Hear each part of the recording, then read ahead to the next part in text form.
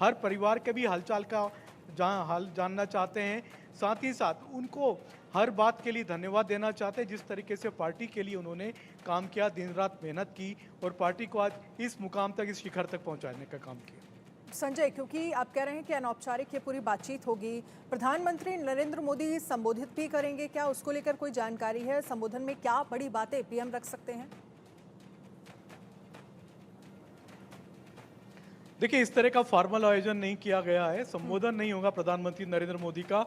पूरा कार्यक्रम इनफॉर्मल है, पूरा अनौपचारिक कार्यक्रम बनाया गया है। कर्मचारियों के बीच में जाएंगे, उनसे अपनी बात शेयर करेंगे, उनकी बातें सुनेंगे, उनके साथ उनके हालचाल जानेंगे। पूरा की पूरा कार्यक्रम इनफॉर्मल बनाया गया है, उनके साथ वक्त गुजारने का कार्यक्रम है। संबोधन या भाषणबाजी देने वाले कार्यक्रम अभी तक नहीं बनाया गया है। तो एक तरह से आप कह सकते हैं कि ये प्रधानमंत्री नरेंद्र मोदी जिस तरह से हर चुनाव में उनके बीच में जाते रहे अभी तक 2014, 2019, और वो उसी तरह का कार्यक्रम 2024 के लोकसभा चुनाव के बाद भी पहली बार किया गया। ठीक है संजय, जिस तरह से जानकारी हमें दे रहे हैं कि किसी भी तरह का कोई संबोधन नहीं होने वाला है पीएम का, अब सीधे बातचीत होगी कार्यकर्ताओं से। बहुत सारे ऐसे पुराने कार्यकर्ता हैं जिनको बाय फेस खुद प्रधानमंत्री नरेंद्र मोदी जानते हैं और उनके सुख दुख में साथ प्रधानमंत्री हमेशा खड़े हुए नजर आए हैं। उनका धन्यवाद जो है वो अदा किया जाएगा, जिस तरह से वो ग्रास रूट लेवल पर काम करते रहे पूरे चुनाव भर बीजेपी के लिए। संजय, क्योंकि इससे पहले मैं जिक्र उत्तर प्रदेश को लेकर कर रही थी, जहां सबसे ज्यादा डेंट जो है वो बीजेपी को मिला है। और अगर हम वोट परसेंटेज को लेकर जो रिपोर्ट सौंपी गई है, उसमें वोट परसेंटेज गिरा है बनारस का, कानपुर का, बुंदेलखंड। ये वो एरिया है जहां पर 8% वोट बीजेपी का गिरा है। इसके पीछे की सबसे बड़ी वजह आप क्या मानते हो? और अयोध्या जिसने सबसे ज्यादा नुकसान बीजेपी को पहुंचाया, जिसने सबसे ज्यादा डेंट बीजेपी को दिया, जो कि अनएक्सपेक्टेड था सभी के लिए। देखिए, उत्तर प्रदेश को जो जानता है वो ये भी जानता है कि वहाँ पर सामाजिक समीकरण सबसे बड़ा मायना रखते हैं। वहाँ पर जातिवाद हावी है।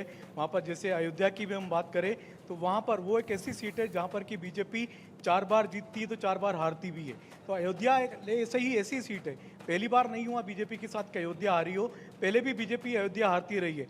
बाबरी मस्जिद जब टूटी उसके बाद भी बीजेपी ने जब वहाँ पर चुनाव लड़ा, उसके बाद भी बीजेपी को अयोध्या में हार का सामना करना पड़ा।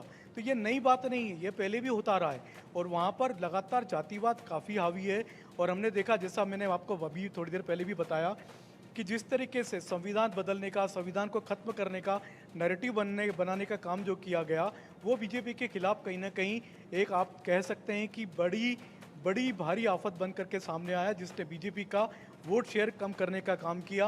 और एक बड़े तबके को जो दलित तबका था, जो बसपा से छिटक करके जो वोट बीजेपी को मिला था पिछले 2 चुनावों में, वो वोट इस बार बीजेपी के हाथ से निकल करके कहीं सपा को गया तो कहीं कांग्रेस पार्टी को गया।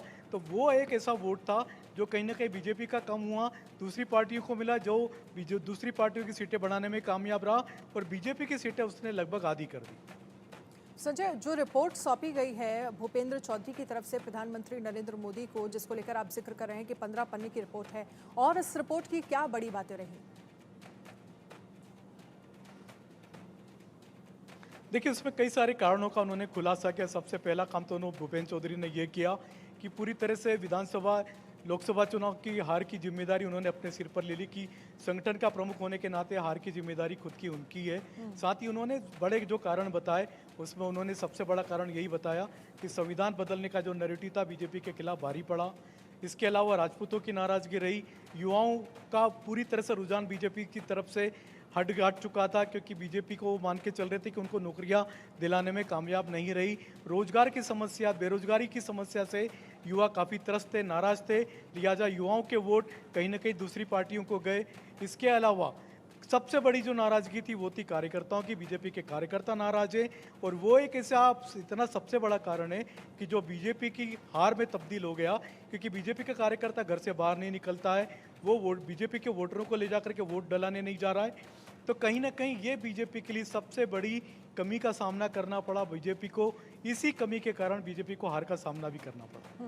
लेकिन इसके साथ ही अब नजरें जो हैं वो 2027 के चुनाव पर भी अब रहेंगी और इसके बीच हमने देखा पिछले 2 दिन से जो तमाम अटकलें चलती रहीं, जिसमें डिप्टी सीएम केशव प्रसाद मौर्य जो हैं वो दिल्ली में रहे। हालांकि प्रधानमंत्री नरेंद्र मोदी से और ये कह सकते हैं कि अमित शाह से मुलाकात जो है वो नहीं हुई उनकी।